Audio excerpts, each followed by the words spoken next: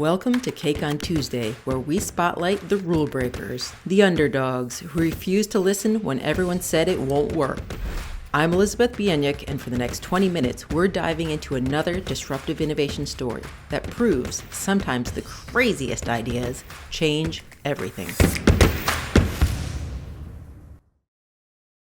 Today's guest is Roland Smart. He's the co-founder and CEO of TheraHive, an online education firm focused on mental health skills development.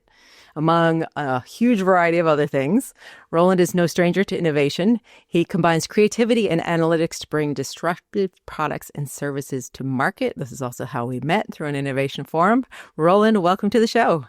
Thank you so much for having me. Excited to be here. I am excited to dive into this conversation because you're such a fun, interesting person doing lots of interesting things. Can you start by telling the audience a little bit about what you love, what sets your soul on fire about what you're doing right now? Sure. So I'm the co-founder of an online mental health education company. And that means that we are teaching people all around the world mental health skills that a lot of us did not learn when we were growing up and probably should have learned, but we didn't. And it's never too late to start learning them. So that's what we do. We teach people these skills. And working on this product is just really gratifying because we get to see every day how it is really transforming people's lives and making their lives better. And I've worked, as you mentioned, at many different kinds of companies over my career. And at this point in my career, I really wanted to work on a truly mission-driven firm. And for me, that ended up meaning that I needed to create a company with my two co-founders to really build the company that we wanted to be truly mission-driven. And the other thing about this that sets me on fire and gets me really excited is that, again, just going back to my career, I've done many different things, and I have a real passion or interest in working on projects that allow me to bring my background in creativity and creative ventures with more science, math, business kind of things, mathy things. And the mental health space is a really interesting intersection. The intersection of technology, education, and psychology is a really interesting place to do that, because these mental health skills, they're transformative for a lot of people, but they're also pretty hard to learn. And so part of what we've tried to do at TheraHive is we sometimes use the term, some of your listeners may be familiar with this term, edutainment. We've been trying to find ways to make this learning really educational, but also really fun and transformative. And so working at that intersection taps into a lot of the different skills that I have, makes a positive contribution to the world, and really advances our mission. And I love the team that I get to do it with every day. So it's great. One of my teammates, as you mentioned, and my co-founder, one of them is my partner in life, my wife. Okay. I was going to ask, I think one of your co-founders you know outside of work. Can you tell us a little bit about that origin story? I'm really curious. Was this a conversation over dinner? How did this come about? Yeah. So my wife is also an entrepreneur, and her path in her career is much more direct and focused than mine was. She knew pretty early on that she wanted to be a psychologist, and she very early on identified a specialization in something called Dialectical Behavior Therapy. And that modality is sometimes it's referred to as a third wave cognitive behavioral therapy. If you've heard the term CBT before, DBT is an evolution of CBT. And those two together have turned out to be the most evidence-supported interventions in the psychological space. So, and they have quite broad applicability. So the fact that she made a decision early in her career to focus on that was fortuitous, because she's now spent more than 20 years working on these modalities, which have been just gaining more and more and more traction and really becoming the dominant solutions in the marketplace. So she is an entrepreneur. She started a mental health center here in the Bay Area. And being an entrepreneur and her partner, of course, I helped her start that business and run that business and grow that business. And so she's been doing that for a long time. Now, that business is a very high-touch intervention. So, for a lot of people who want these kinds of mental health skills and for whom they would be transformative, they just can't afford an intervention like the one that we offer at Alicia's center. before you get into the details of that, can you break down a little bit what, for listeners that might be like myself and not super familiar with the psychology world, what is DBT? Yeah, and more for layman's terms. Yeah, layman's terms. So there's a couple things I'll say about it. I'm going to keep it pretty high level, but these are skills-based interventions. So they're less insight oriented. A lot of people think of psychology and think about like, okay, I'm going to talk with a therapist. I'm going to sit on the couch. I'm going to unpack my stories and I'm going to understand how I got here. It turns out that understanding that information is really helpful, but it doesn't actually make any change in your life. You can understand some of the narrative that got you here, and it's not actually going to change anything for you. It's not going to change your behavior. It's not necessarily going to change the way you show up. It's just going to be knowledge that you have. So knowledge for a lot without of people, the application. yeah, Okay. like that may get them to realize, okay, I need now to really focus on behavior change. So these are skills-based modalities that are really focused on helping you in the present moment change the way you behave, the way you feel, what you're thinking about. So in CBT really is grounded in this idea that if you change the way you think, you can change the way you feel and the way you behave. So that's why it's called cognitive behavioral therapy. The cognitive is the thinking part. Gotcha. EBT basically built on top of that and recognized that there's actually more like a triangle of thoughts, behaviors, and feelings. And where CBT had this idea that really things are driven by your thoughts first. DBT and additional research revealed that actually the way we feel isn't just driven, or the way we act isn't just driven by how we think. In fact, the way we feel causes us to think in certain ways. And also the way we feel causes us to act in certain ways. So it's a more holistic view of human behavior and human emotions and thought. And it gives us tools to be able to basically manage, particularly our emotions, so that we can move towards our life worth living goals, the behaviors that are in line with our values, and ultimately bring us closer to who we want to be and how we want to show up in the world. That's what the modality is. And as I mentioned, it's very skills based, so it's a good fit for online education.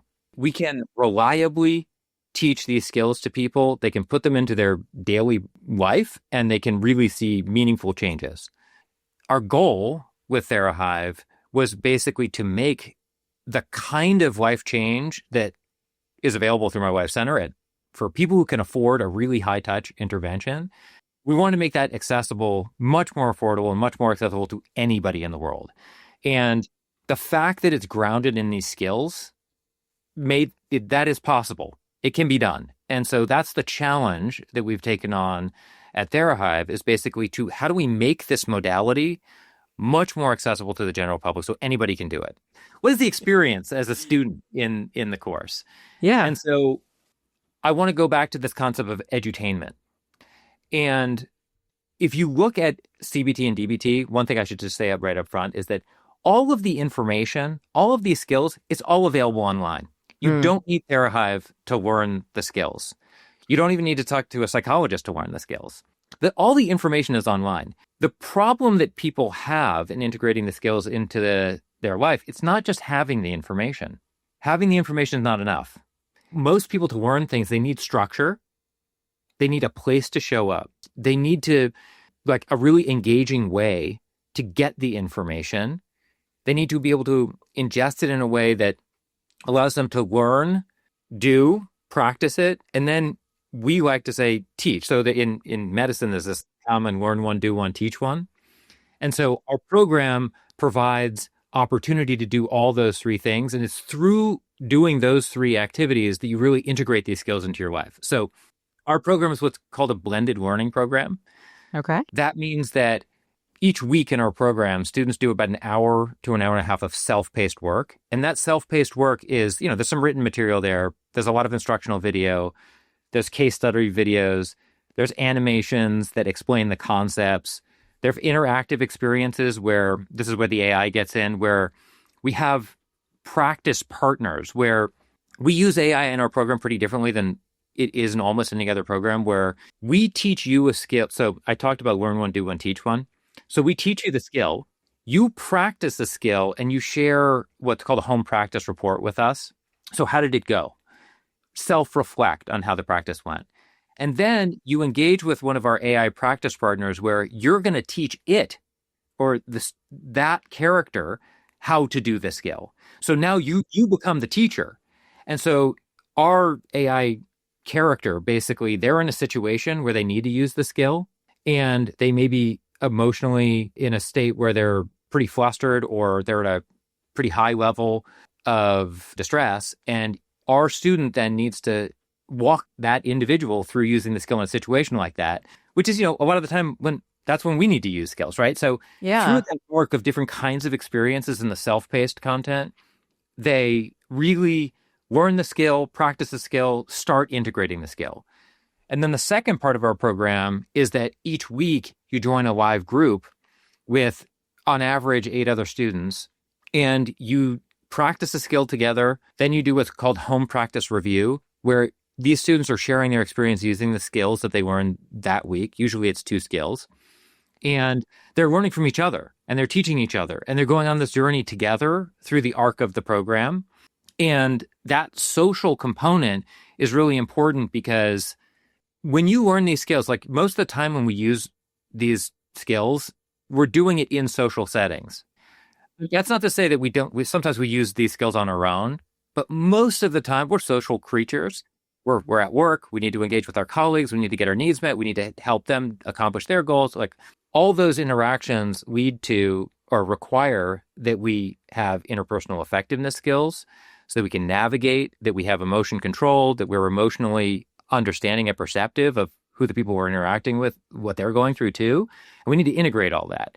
And so being in a group is ideal, because it's like a low stakes practice environment where there's a coach present who can help you navigate those same kind of things in this artificial safe setting, so that when you get into the actual workplace or your actual home, or, Thanksgiving dinner, whatever it may be, you feel like you're well practiced at using these skills and you can capably navigate these situations.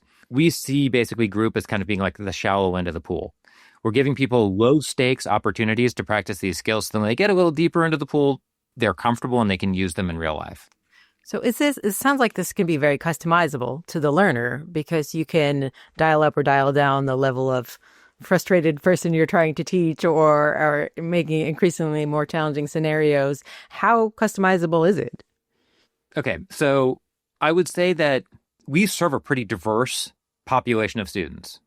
And that may mean that you're in a group with somebody who has a high level of acuity with a particular issue, and somebody who may be in the group because they've got a low level of acuity. They're more aspirationally coming into the group, where they're saying, like, look, I am actually, I'm doing okay. I'm a pretty functional person. I've got a job. I'm holding a job. Like, I can interact well, and I recognize that I can do better. I can become even more effective at work. I have a couple relationships in my life, maybe with a family member, that are challenging, and I think I can do better. I want to do better. I'm going to use these skills to do that. That's the more aspirational side. On the other end of the spectrum, there are people who are facing like significant challenges in their life, where it doesn't have to all be at work, but like at work, like maybe there's a colleague who really sets them off, and it's actually getting in the way of their work. Yeah. And that's a problem that they really need to solve. And so those two different people and across that spectrum can be in the same group together. And that's actually a really positive thing, because Simulates real life. because it's like simulates real life. Totally. It's very much like real life. And it gives the opportunity for people to learn from each other and get in each other's shoes. Like, one of the big things within DBT is teaching people to be much more empathetic, or we use the term mindful, in terms of being able to observe and describe much more effectively what is going on in themselves, but also in their counterparties. I've had students come into our group who show up with like, hey, I can't be in a group. I don't want to be in a group with a bunch of people who are more acute. Or another example would be, I've had some older adults be in a group with a bunch of young people, and they would say, I don't want to be like in a group with a bunch of young people. Like, I want people on my own page. Well, it turns out that like halfway through that group, one of those older adults called me back. I mean, it makes me emotional even just to think about this, because she called me back. She was like, I can't tell you how much I want to thank you for encouraging me to stay in this group, because one of these younger people was like my grandson. And I finally got what Oh, wow. this person was going through. Yeah. And so you can have those amazing connections Wow. happen Yeah. when you let down your guard a little bit and you become open to the group and you're in a safe space, and we encourage people to be more curious and open. We should talk a little bit about dialectics, because dialectics is in the name DBT and it's kind of the concept we're talking about. But Sure.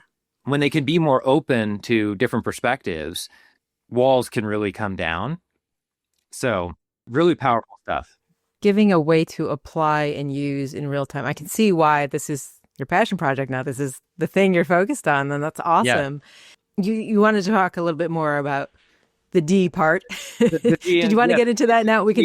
Yeah, it's dialectics. So I'll try and make it quick. So dialectics is this idea that you can hold two seemingly opposing ideas at the same time as being true. So, well, the core dialectic in DBT is that I can accept myself for who I am today, and I can also recognize that I need to change.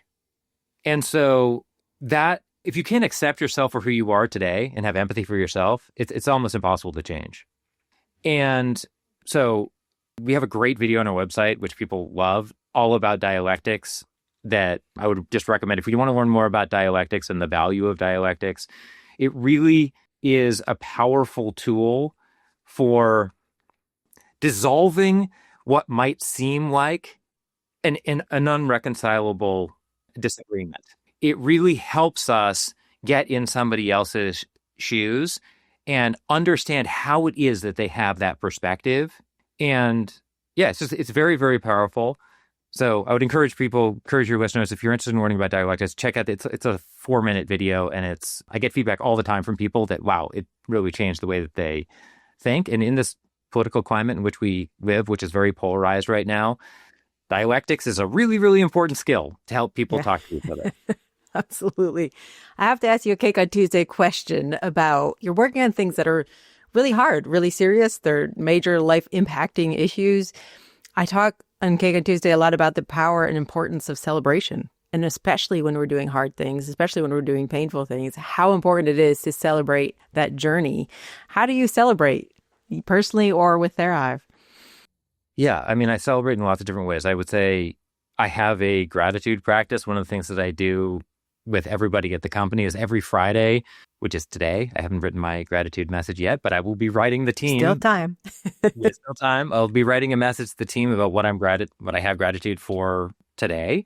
And, that's a practice that I do with the team every week. And it's awesome to see the amount of people on the team who contribute and share. It's not everybody every week, but it's when people have something that from that week they want to share, they do it. And so I view those as kind of mini celebrations in a way. Yes, they're gratitude, but it's gratitude not just for the opportunities that I have maybe to work in this area, but it's also like an opportunity to give high fives and shout outs to other members of the team who have had little wins. And I think that's super important. What we're doing is really, really hard. And just to put a finer point on that, like, what does that mean? What does it mean for something to be really hard? Like, how does that actually manifest in your life? So we are working with a population of people who have challenges with emotion regulation and may be dealing with a mental health issue when they come to us. So those are considered to be vulnerability factors. So that person is more likely to have an outsized reaction to something that's imperfect in our product. So if we have a student who, has it, like, we use a technology platform, it's not perfect. And sometimes the technology platform adds friction for students and they get really frustrated. If you have a new student who's pretty frustrated, they're also pretty vulnerable because they've got a lot going in their life. They're coming here for help. They can reach out to our student success team in ways that are like truly unkind. And if you're on the team, you're here because you are here to help people. And you've prioritized working at a mission-driven company. And so when you get that kind of feedback, it hurts. It really hurts. It's hard.